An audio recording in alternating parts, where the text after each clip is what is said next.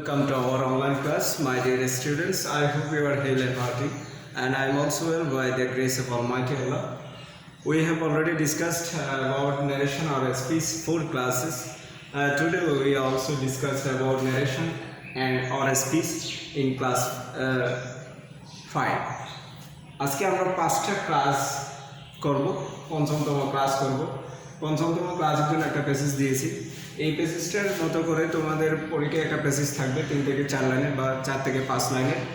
এই প্যাসেজটা আর সাধারণত আমি যে প্যাসেজগুলো বোর্ডে প্র্যাকটিস করে থাকি বা বলে থাকি সেগুলো বোর্ড কোয়েশ্চেন বা বিভিন্ন স্কুলের ইম্পর্টেন্স স্কুলগুলোতে আসা কোয়েশ্চেনগুলোই সলভ করে থাকি।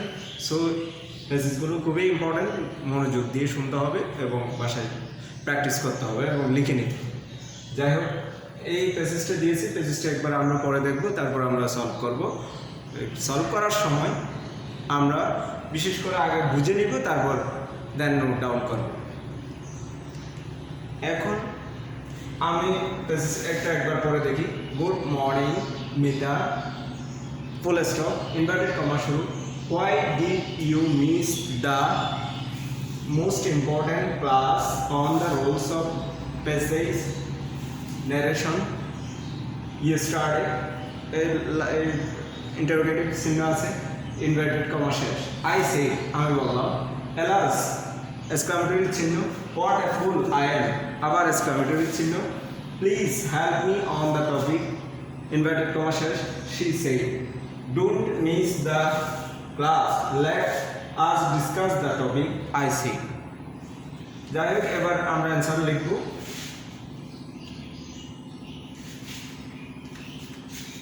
প্যাসেজ নারেশন বা ন্যারেশন পারার জন্য আমি বারবার বলে থাকি তোমাদেরকে সবসময় আমাদেরকে টেন্স মেনটেন করতে জানতে হবে, আর 2 নম্বর হচ্ছে যে সাবজেক্টের পরিবর্তন করতে জানতে হবে। দেন আমরা অ্যান্সারটা ভালো করে বা সঠিকভাবে লিখতে পারবো। যাই হোক, এবার প্রথমেই দেওয়া আছে গুড মর্নিং দিয়ে, সম্ভাষণ দিয়ে শুরু করা আছে।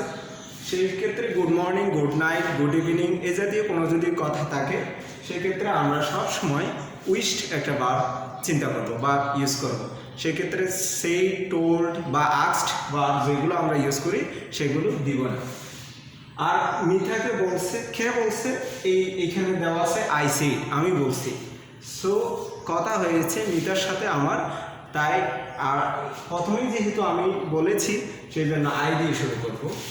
আই উইশড, তবে অ্যান্সারটা দুইভাবে লেখা যায়। I wished good morning to Mita, অথবা I wished Mita good morning, এই দুইভাবেই লেখা যায়। আমি একভাবে দিচ্ছি, আই উইশড গুড মর্নিং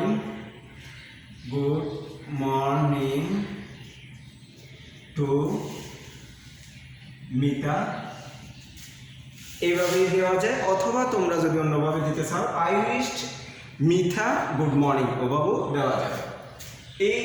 এই অ্যান্সারটা লিখলাম শুধুমাত্র গুড মর্নিং বলার কারণে। এরপর why did you miss the most important class on the rules of passage narration yesterday, এই কথাও আই সেড মানে আমি বলেছি। সেই জন্য এবার আমি দিয়ে আবার শুরু করবো। আই অলসো একটা কথা দিব। যদি একই বক্তার কথা একাধিক থাকে সেক্ষেত্রে আমরা অলসো অথবা ফার্দার, এগেইন এই জাতীয় ওয়ার্ড করে দিব। I also. এরপর এই সেন্টেন্সটা দেখা যাচ্ছে ইন্টারোগেটিভে। যদি ইন্টারোগেটিভ হয় সেক্ষেত্রে আমরা উইশড দেব না, সেক্ষেত্রে আমরা আস্কড ভার্ব দেব, আস্কড। আর ইন্টারোগেটিভ সেন্টেন্স যদি হয় সেই ক্ষেত্রে ওই ইনভার্টেড কমা উঠে গিয়ে নর্মালি আমরা ইনডিরেক্ট করার সময় যেখানে দ্যাট দিই সেখানে দ্যাট দিব না, সেখানে ওই ইন্টারোগেটিভের যে ওয়ার্ডটা আছে ডাব্লিউএস কোয়েশ্চেনের সেই ওয়ার্ডটা ইউজ করব।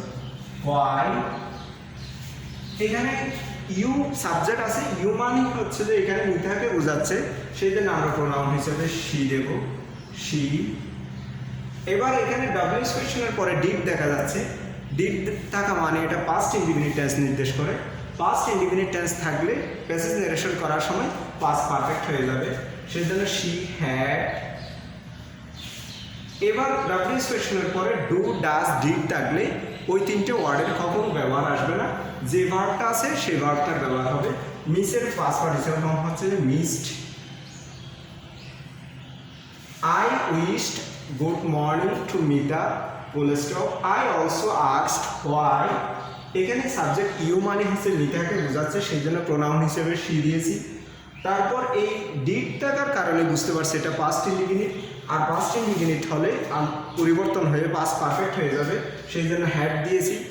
মিস ভার্বের বেস ফর্ম থেকে পাস্ট পার্টিসিপেল ফর্ম করে দিয়েছি মিসড। সো অ্যান্সার দাঁড়াইছে I also asked why she had missed.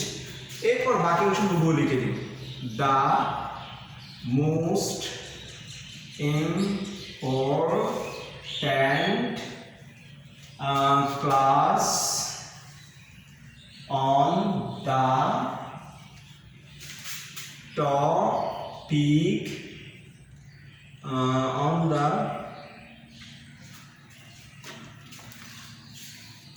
the roles of passage narration। এরপর দেখা যাচ্ছে ইয়েস্টারড একটা ওয়ার্ড আছে, যদি ইয়েস্টারড থাকে সেক্ষেত্রে ইয়েস্টারডের পরিবর্তন হয়ে দ্য প্রিভিয়াস ডে হবে। The previous day. 2 number sentence শেষ। 2 নম্বর সেন্টেন্স কি হলো? I also asked why she had missed the most important class on the rules of passage narration the previous day। yesterday পরিবর্তন হয়ে the previous day হয়ে গেছে। এরপর আরেকটা সেন্টেন্স দাও। alas what a fool I am। এবার মিথা দুঃখ করে বলতেছে আমি কি এক বোকা মেয়ে, আমি এরকম একটা ক্লাস, গুরুত্বপূর্ণ ক্লাস মিস করলাম। এই সেন্টেন্সটা এক্সক্লামেটরিতে আছে, সেই জন্য এক্সক্লামেটরিতে থাকলে আমরা সবসময় এক্সক্লামেটরি সেন্টেন্সটা যদি দুঃখসূচক হয় সেই ক্ষেত্রে এক্সক্লেইমড উইথ সরো দেব, আর যদি এক্সক্লামেটরি সেন্টেন্সটা যদি আনন্দসূচক হয় সেক্ষেত্রে আমরা এক্সক্লেইমড উইথ জয় দিব। এখানে এলাস যেহেতু দুঃখ প্রকাশ করতেছে সেই জন্য আমরা এক্সক্লেইমড উইথ সরো ব্যবহার করব। শি, এখানে আমি শি ইউজ করছি, তোমরা চাইলে মিতাও দিতে পারো। আর মিটা না দিলে সেক্ষেত্রে আমরা একটা ব্র্যাকেটে এরকম এম দিব, এম মানে বুঝাচ্ছি আমরা এখানে মিটা বলছি। She exclaimed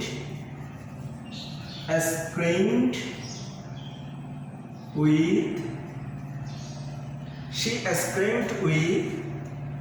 sorrow that. এটা এলাস ওয়ার্ডটা উঠে যাবে, সেটার পরিবর্তে আমরা এক্সক্লেইমড উইথ সরো দ্যাট দিয়েছি। এরপর what a full I am, এটার পরিবর্তন করলে সাবজেক্ট আই মানে হচ্ছে যে এখানে মিতার জন্য আমরা শি ইউজ করব। তারপর এখানে এম আছে, এম থাকা মানে প্রেজেন্ট ইনডিফিনিট টেন্স, আর সেটা পরিবর্তন হয়ে পাস্ট টেন্স হয়ে যাবে, সেজন্য শি ওয়াজ। তারপর এক্সক্লামেটরি সেন্টেন্স যেটা থাকে সেটা পরিবর্তন হয়ে সব সময় অ্যাসারেটিভ হয়ে যাবে। অ্যাসারেটিভ করার নিয়ম হচ্ছে, এক্সক্লামেটরি থেকে অ্যাসারেটিভ করার নিয়ম হচ্ছে যে সাবজেক্টটা সবসময় শুরুতে চলে আসবে, তারপর ভার্ব পড়বে, তারপর বাকি অংশ পড়বে। তার মানে দিব শি ওয়াজ এ গ্রেটফুল। আমরা একটা গ্রেট ওয়ার্ড বাড়া দিব, grateful. She was A grateful. আমরা নর্মালি জানি এক্সক্লামেটরি থেকে অ্যাসারেটিভ যখন নিয়ে যায় তখন ভেরি অথবা গ্রেট দুটো ওয়ার্ড বেড়ে যেতে পারে, যে কোনো একটা আর কি। এখানে ফুল মিন্স একটা ব্যক্তিকে বোঝাচ্ছে, সেই জন্য আমরা গ্রেট ইউজ করছি, না হলে অন্যথায় আমরা ভেরিও ইউজ করতে পারব। এবার এই উপরে 2-3টে সেন্টেন্স আমরা মুছে দিচ্ছি, তারপর বাকি অ্যান্সারগুলো আমরা উপরে লিখব।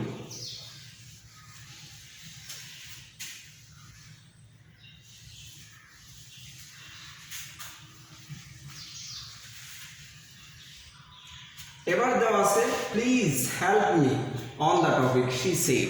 মিতা বলল দয়া করে আমাকে সাহায্য করেন বা করবেন। এবার এই প্লিজ থাকলে সেন্টেন্সটা সাধারণত ইম্পারেটিভ সেন্টেন্স রিকোয়েস্ট করা বোঝায়। আমরা ইম্পারেটিভ সেন্টেন্সের জন্য সাধারণত 4 থেকে 5টা ভার্ব চিন্তা করব: command, order, advice, forbid, request. যদি প্লিজ থাকে সেন্টেন্সে সেক্ষেত্রে আমরা সব সময় রিকোয়েস্ট ভার্ব ইউজ করব। এবার মিথা অথবা তোমরা সি দিয়ে ব্র্যাকেটে এম দিয়েও লিখতে পারো। Mita requested Mita requested that. Imperative sentence হলে সাধারণত মাঝখানে দ্যাট হয় না, ইন্টারোগেটিভ এবং ইম্পারেটিভ এই দুটো সেন্টেন্সের ক্ষেত্রে মাঝখানে আমরা ইনভার্টেড কমার পরিবর্তে দ্যাট দিব না। মিতা রিকোয়েস্টেড এরপর টু দিয়ে ইনফিনিটিভ টু দিয়ে ওই ভার্ব থেকে শুরু করে যা যা আছে সব যোগ করে দিই। Mita requested to help me পরিবর্তন হয়ে টু হেল্প হার হয়ে যাবে অন দ্য টপিক। এই বিষয়টি যেটা পড়ানো হয়ে গেছে ক্লাসে সেটা মিতাকে আরেকবার বুঝিয়ে দেওয়ার জন্য বা আরেকবার বলে দেওয়ার জন্য মিতা ম্যাডামকে বা আমাকে রিকোয়েস্ট করছে, সেই জন্য আমরা দিয়েছি Mita requested to help her, me পরিবর্তন হয়ে হার হয়ে যাবে অন দ্য টপিক। এতটুকু শেষ। এবার শি সেইডের পরিবর্তে আমরা এখানে মিতা দিয়েছি। এবার don't miss the class, let us discuss the topic I see. এবার আমি বললাম এই ক্লাসগুলো আর কখনো মিস করবে না এবং চলো আমরা এই বিষয়টা নিয়ে আলোচনা করি। এই দুইটা কথাই আই সে মানে আমি বলেছি, সেই জন্য এবার আই দিয়ে শুরু করবো। আই সাধারণত টিচার যদি স্টুডেন্টকে বলে কোনো কিছু করতে না করতে সাধারণত আমরা ওই বলছি ডোন্ট মিস দ্য ক্লাস। এই সেন্টেন্সটাও ইম্পারেটিভ সেন্টেন্স। ইম্পারেটিভ সেন্টেন্স চিনার উপায় হচ্ছে সেন্টেন্সের শুরুতে ডোন্ট থাকতে পারে, এরকম প্লিজ থাকতে পারে, অথবা ভার্ব দিয়ে সেন্টেন্সটা শুরু হবে, অথবা অ্যাডভার্ব দিয়ে সেন্টেন্সটা শুরু হবে, অথবা এই জাতীয় 4-5টা চিহ্ন আছে যেগুলো থাকলে আমরা বুঝে যাব এটা ইম্পারেটিভ সেন্টেন্স। যেহেতু সেন্টেন্সের শুরুতে এখন ডোন্ট আছে আমরা বুঝতে পারলাম এটা ইম্পারেটিভ সেন্টেন্স। এখন এই কথা যেহেতু টিচার বলছে, as a teacher I am, so এই ক্ষেত্রে আমরা অ্যাডভাইস ভার্ব ইউজ করবো। অ্যাডভাইসড, আই অ্যাডভাইসড, কাকে অ্যাডভাইস করলাম? মিতাকে। এই সেজন্য আমরা হারও দিতে পারি, আই অ্যাডভাইসড হার, অথবা তোমরা চাইলে মিতাও দিতে পারো, আই অ্যাডভাইসড হার। এবার যদি ইম্পারেটিভ সেন্টেন্স যদি অ্যাফার্মেটিভ হয় সাধারণত টু দিয়ে বাকি অংশ যুক্ত হয়। ডোন্ট মিস দ্য ক্লাস এই সেন্টেন্সটা ইম্পারেটিভ বাট এটা নেগেটিভ। যদি নেগেটিভ সেন্টেন্স হয় সেক্ষেত্রে নট টু যুক্ত হবে, শুধুমাত্র টু না, not to. I advise her not to miss the class. I advised her not to miss the class. এবার আমরা এই সেন্টেন্সটাও মুছে দিচ্ছি।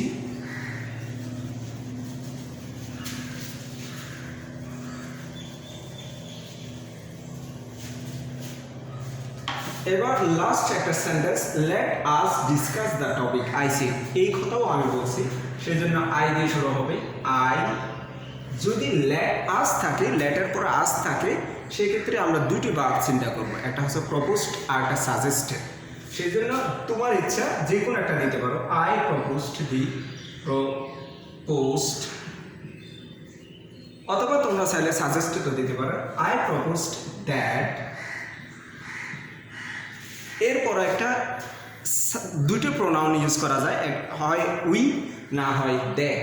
এখানে যেহেতু আমি আর মিতার সাথে কথা হয়েছে সেজন্য দুইজন, সেজন্য আমরা প্রোনাউন হিসেবে উই ইউজ করব। উই। লেট আস দিয়ে সেন্টেন্স শুরু হলে দুটো ভার্ব চিন্তা করতে হবে, একটা প্রপোজড অথবা সাজেস্টেড। আমি প্রপোজড দিয়েছি, তোমরা চাইলে সাজেস্টেড তো দিতে পারো।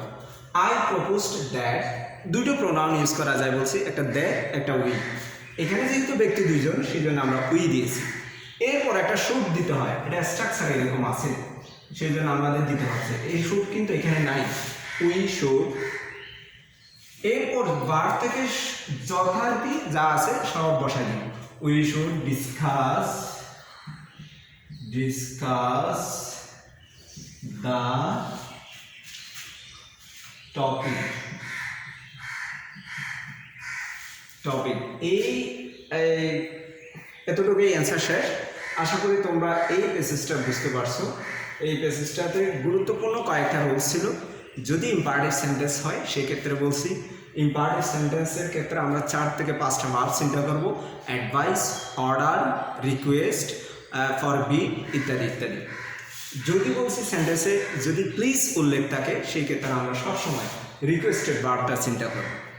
যদি আর বলছি যে ইম্পারেটিভ সেন্টেন্সটা যদি হাবোধক হয় সেক্ষেত্রে টু দিয়ে বাকি অংশ যুক্ত হবে ইম্পারেটিভ সেন্টেন্সের বাকি অংশ। আর যদি ইম্পারেটিভ সেন্টেন্সটা নেগেটিভে থাকে সেই ক্ষেত্রে নট টু দিয়ে যুক্ত হবে, এখানে নট টু দিয়ে যোগ করছি। আর যদি ল্যাটের পরে আজ থাকে সেই ক্ষেত্রে নিয়ম হচ্ছে যে দুটো ভার্ব চিন্তা করতে হবে, একটা প্রপোজড অথবা সাজেস্টেড। এখানে আমি প্রপোজ দিয়েছি, তোমরা চাইলে সাজেস্টেডও দিতে পারবে। এরপর দ্যাট দিব, এরপর প্রোনাউন হিসেবে উই অথবা দ্যা দেওয়া যায়, আমি উই দিয়েছি, তোমরা চাইলে দ্যা দিতে দেয় না এই কারণে যে এখানে ব্যক্তি দুইজন, ব্যক্তি যদি দুইয়ের অধিক হয় সেক্ষেত্রে আমরা দ্যাও দিতাম। উই, এরপর একটা শুড দিতে হয়, এটা স্ট্রাকচারের, তারপর ভার্ব থেকে শুরু করে বাকি অংশ বসায় দিতে হয়। We should discuss the topic. এই হচ্ছে অ্যান্সার। আশা করি এই পেজেসটা তোমরা বুঝতে পারছো।